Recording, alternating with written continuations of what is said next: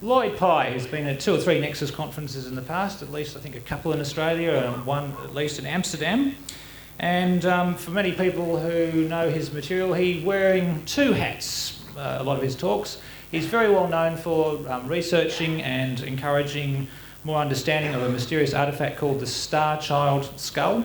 So actually at this conference we've got 2 skulls. We've got the Mitchell Hedges crystal skull and the Star Child skull. A lot of controversy and interest. Ongoing developments which Lloyd will update you on with the Star Child skull. The other topic which Lloyd is continually updating and staying abreast of is the concept of evolution. He's written many articles in Nexus magazine which totally tear apart the concept of the Darwinistic theory of evolution, and he has some more information on that to present today. So please give Lloyd a big welcome back to Australia and back to the Nexus conference. Lloyd Pye.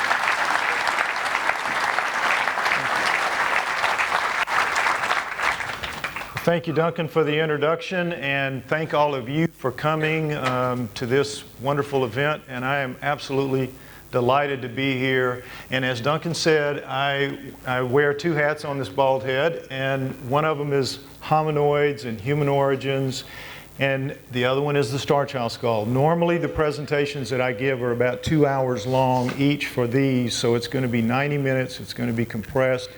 It's going to be skimming over the highlights, and it won't be pretty, but out there at the booth you can find DVDs of both the longer presentations, so if either one or both of these skim overs intrigue you, you can get that, or you can get a copy of the book. I do not have, unfortunately, copies of my hominoid research book, Everything You Know Is Wrong. I will tell you that I am redrafting it. It'll be available next year. The original went out of print last year. If you try to get used copies of it, they're selling for like $100. I urge you, please do not pay that ridiculous price. Just wait and you can get an updated version of it.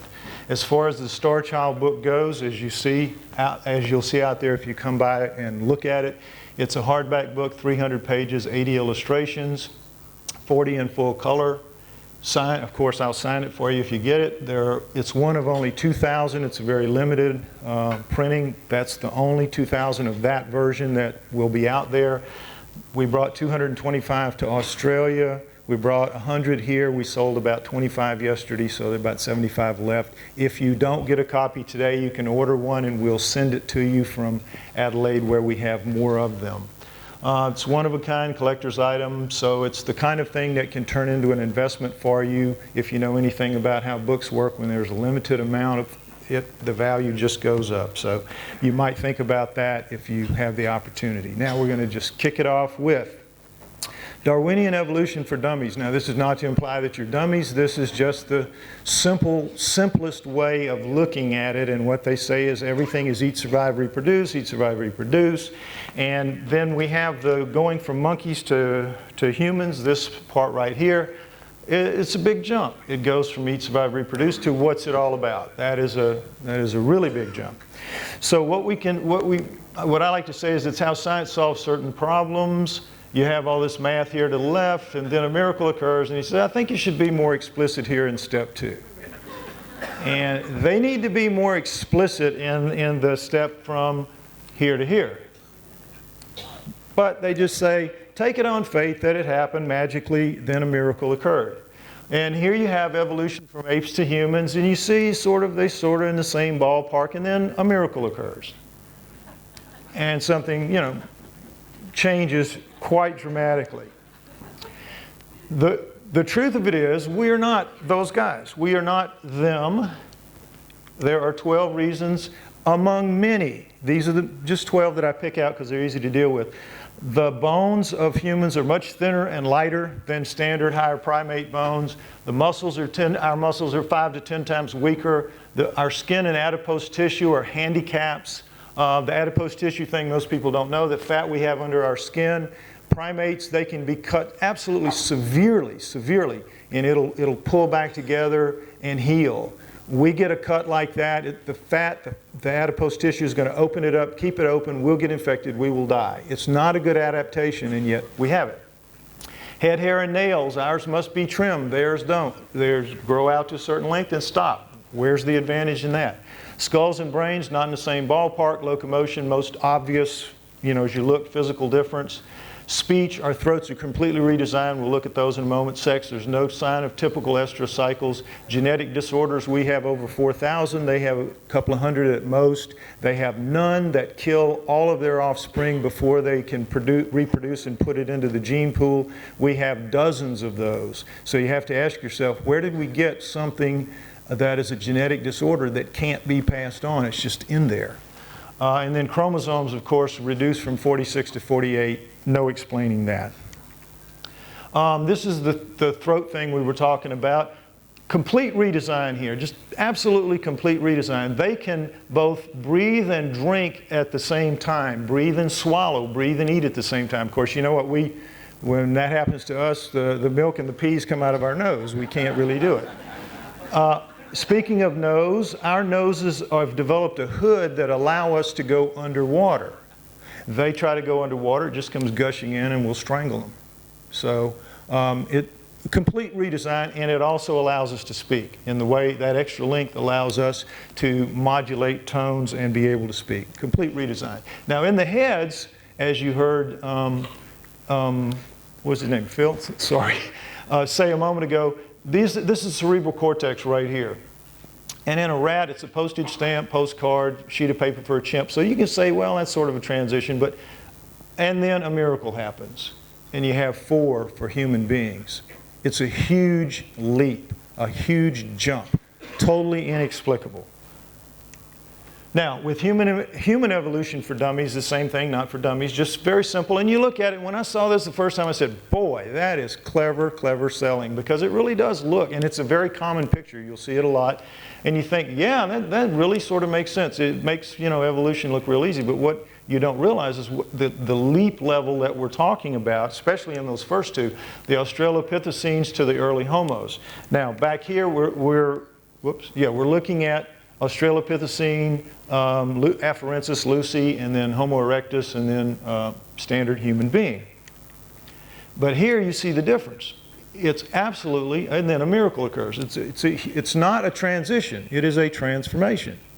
And yet these things overlapped with each other in time and space. They didn't one evolve into another. There was some overlap. So these just appear. Everything just appears. Everything that on life on Earth from the beginning, from the first prokaryotic bacteria, it just appears. All this stuff about gradually evolving and gradually developing, pure garbage. I wish I had more time to go into it. I don't. Just take my word for it. Australopithecine types, Robustus, Boise, Afarensis, Africanus, and the argument is that this was a male and a female of a species, and this is a male and a female of a species. Sexual dimorphism, males larger than females. Could be, maybe not, maybe it goes this way. I don't know, nobody knows.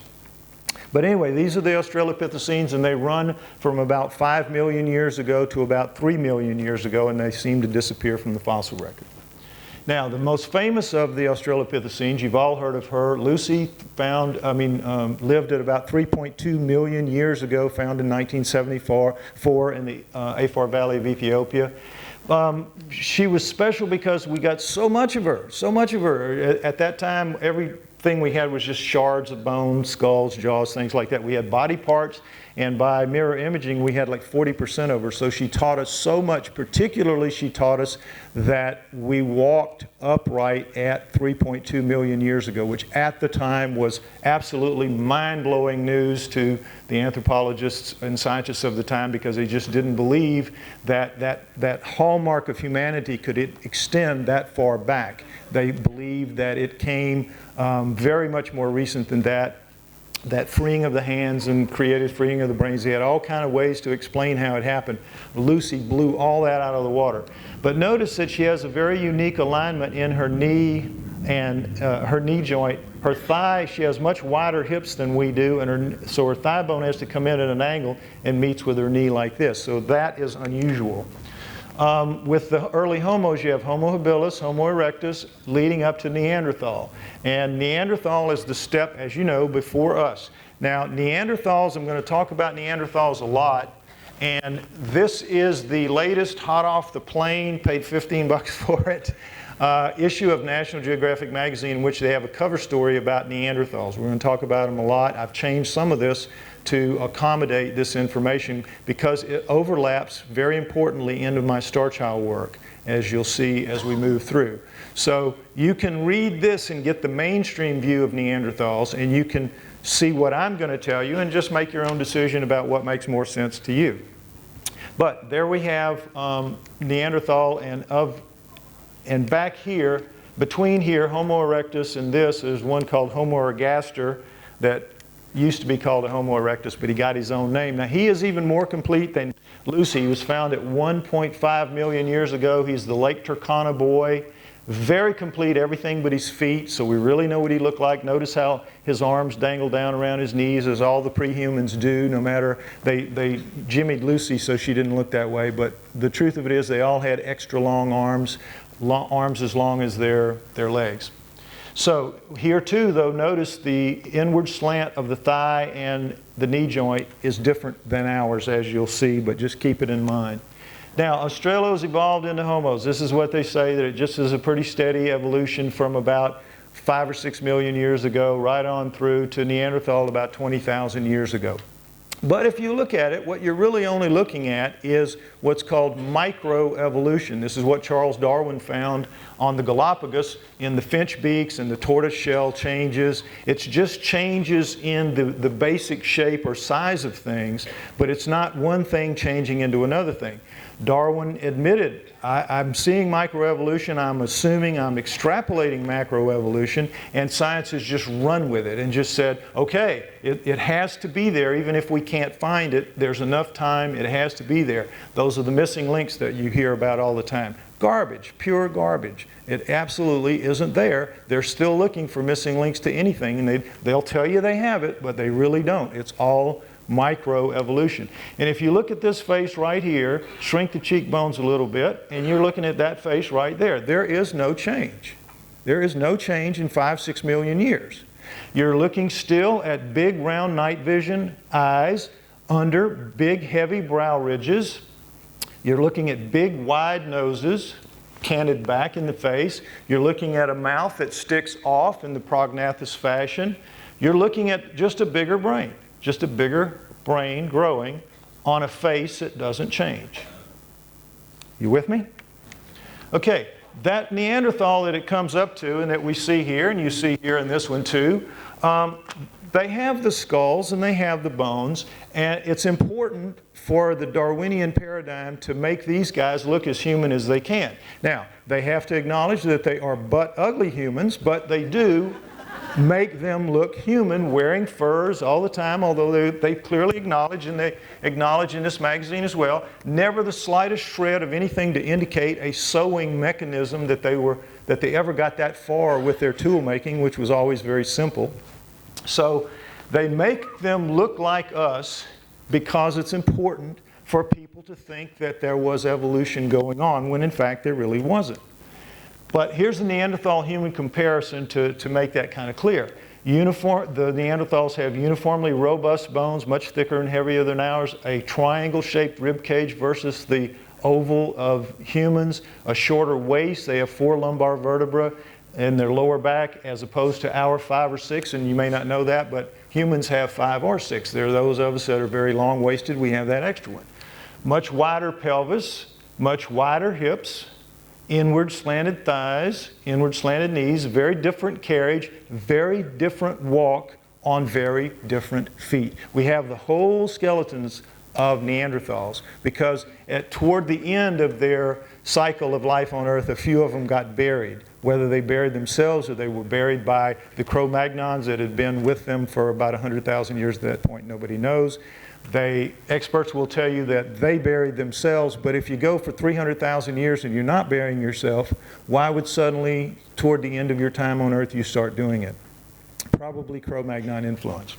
Anyway, these are the feet that we just talked about. Now look at the difference in a Neanderthal foot and a human foot. It's just amazing. Look at the width and the stability and the strength and the power. These were very, very powerful beings. All of the pre-humans, their bones are massively more powerful than us. their bones are thicker and their muscles therefore are stronger because the thickness of your bone is a function of the strength of your muscles. This is a thigh bone of a Neanderthal and a human. It's like a mop handle and a broomstick. This is a fingertip of a little finger, and this is a forefinger, and their little fingers are the size of our thumbs. They are brutes compared to us. All of the pre-humans, right back to Lucy, are like this in their bones. Now this is the hand of a Cro-Magnon on the left, and you can see this is us. Cro-Magnons have followed the Neanderthals, and you can see that this is a very good thumb for opposable grip and a power grip. You see the Neanderthal thumb is set off considerably and shorter, and while it's great for picking berries, picking lice off of each other, whatever, it's not good for a power grip like for wielding an axe or throwing a spear or something like that, and there's no evidence that they had any of that. Their hand wasn't really equipped to do it. So, ironclad prediction number one, Neanderthals are not even close to being a near relative of humans. They are clearly much more like all of the early Australopithecines and the early Homos, none of which are remotely pre-human in any aspect except bipedality. They all clearly walked upright from all the way back, Lucy and beyond. Let's talk about bipedality. We have on record for sure a track laid down at 3.5 million years ago in Loyd, Tanzania, and this is an artist's depiction of it. What happened was a volcano laid out a layer of ash. A couple went walking along. Later, a light rain came and sprinkled on their tracks and kind of set them, and then another layer of the ash came and buried them for 3.5 million years until they were found in 1978.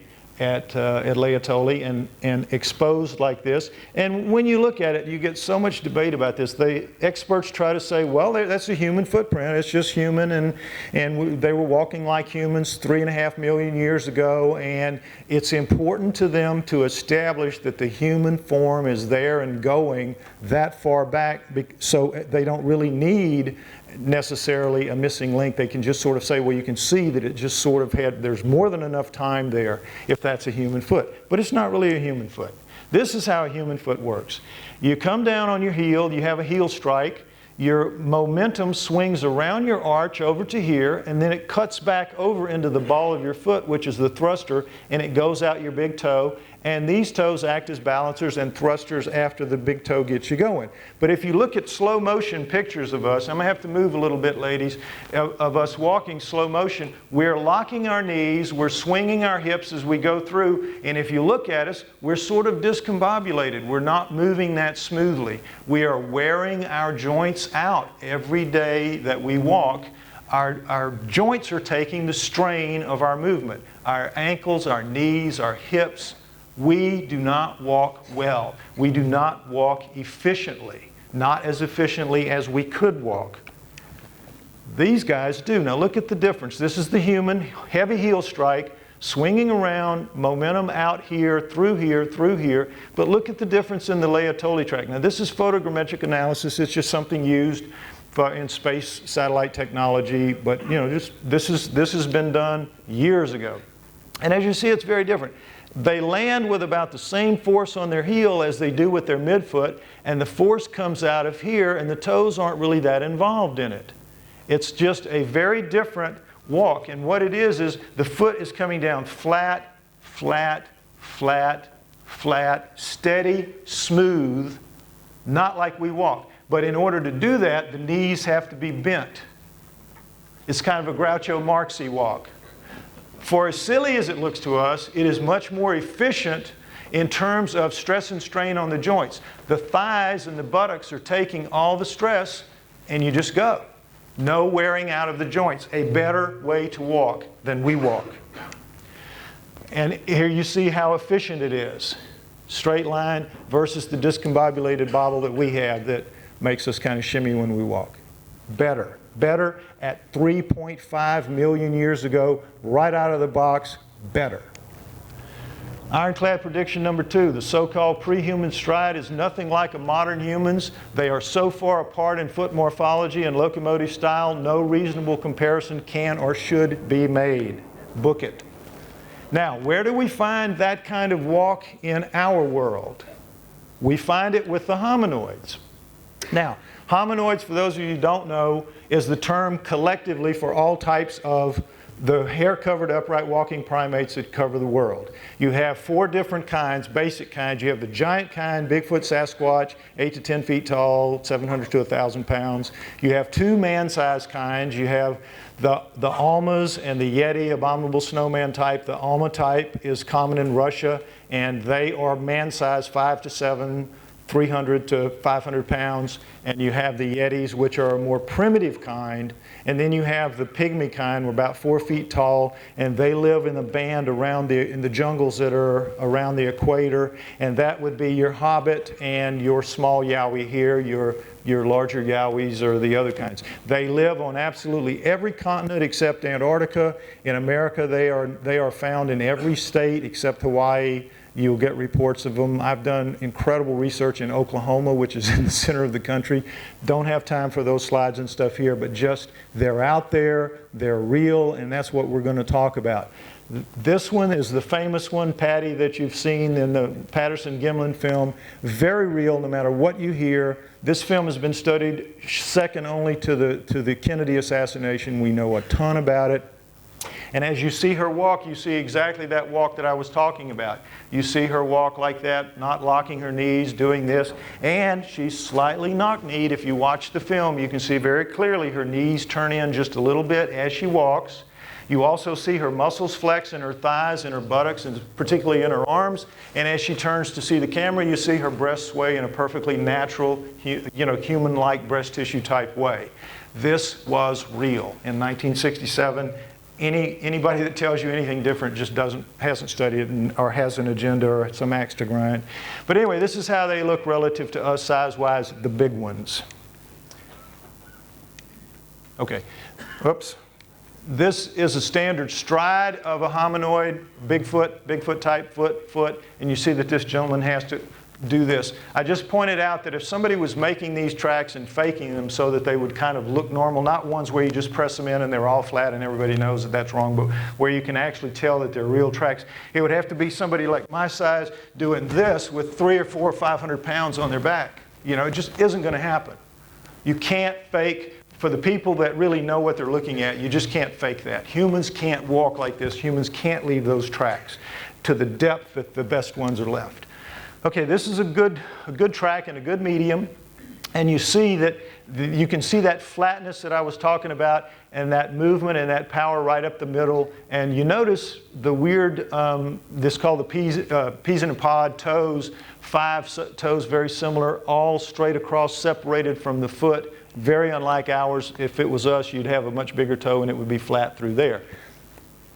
A very different foot, very different walk, but more efficient than we do. Okay, you see, Bigfoot walks better than we do, as did the Laetoli creatures at 3.5 million. Bigfoot and the other hominoids that are out there are merely extensions of those creatures going all the way back. And that's my message, that the pre-humans are not pre-human. They are nothing more than the ancestors of today's living hominoids. And I think the evidence is abundant. Now, this is work by Dr. Grover Krantz, and he did a careful foot analysis of dozens and dozens of top quality hominoid tracks. This was a professor at Washington State. He's dead now, but he did great work for a number of years in the field. And what he came up with was that the Bigfoot foot and hominoid feet in general are shifted forward to compensate for their increased bulk and mass. They're just much bigger than we are in every dimension, even the small ones. Even the hobbit, if you look at the research on the hobbit, its bones are all much more robust than ours, and its face looks exactly like one. Again, I didn't have that slide in, but I have it in the longer one. And it just is the same as the others that you saw, pre-human, just nothing human about it. But anyway, 31% here versus 23%. So the ankle is shifted forward. It's more centered on the foot to give a more stable walking platform to support that weight. It has to be that way. Now, you notice with the Laetoli track versus the human track, see where the ankle is shifted? This is the pressure point of the ankle, of the human ankle, and this is the pressure point of the Laetoli ankle. So 3.5 million years ago, we see the shifted forward ankle required by the tracks that are left today in the world by hominoids that Grover Krantz pointed out. Now, here we have a look at Roger Patterson's foot up against the Patty foot that you saw the film, the Patterson creature film, Patty. And you see also a pair of tracks here from a cave, the clay in a cave, and these look certainly a lot more like this than they do like this. I think no one would argue that they have a lot of hominoid characteristics, do they not? I mean, you can see Laetoli, it looks just like the Laetoli track actually. Laetoli and Toriano.